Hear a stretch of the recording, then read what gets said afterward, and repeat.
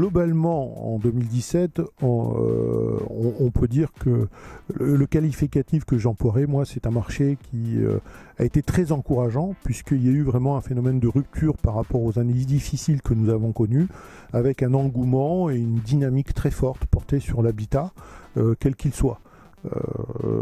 Y compris dans la partie lotissement, qui est un peu connexe à l'habitat, mais qui permet de réaliser des logements sur le département. Alors on y voit là le résultat d'une politique menée par l'État en termes de prêt à taux zéro, puisque le PTZ bonifié a grandement solvabilisé les ménages dans des proportions significatives. On ne peut pas oublier le fait que les taux bancaires restent à des niveaux historiquement bas et que ces niveaux-là permettent une grande solvabilisation des plans de financement des ménages acquéreurs. On ne peut pas non plus oublier l'effet de la loi Pinel, même si les Côtes d'Armor ne sont pas forcément des territoires très prisés par les investisseurs.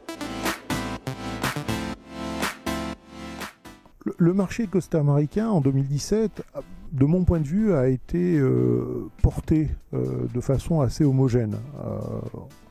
Alors avec la différenciation du poids économique que représentent les agglomérations, comme Saint-Brieuc, Lannion, Trégor, il est clair que certains marchés comme l'habitat collectif restent un habitat difficile en termes de vente.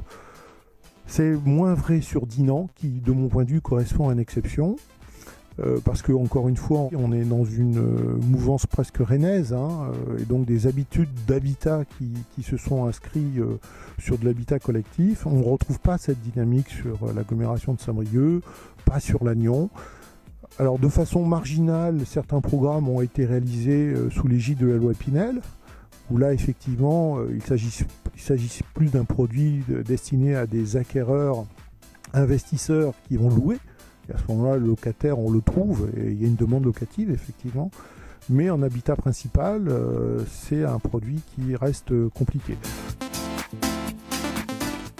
Donc, le marché qui est très en prise, c'est celui de la maison individuelle, qu'elle soit faite sous l'égide d'un contrat de construction. Les constructeurs, il y en a beaucoup dans les Côtes d'Armor.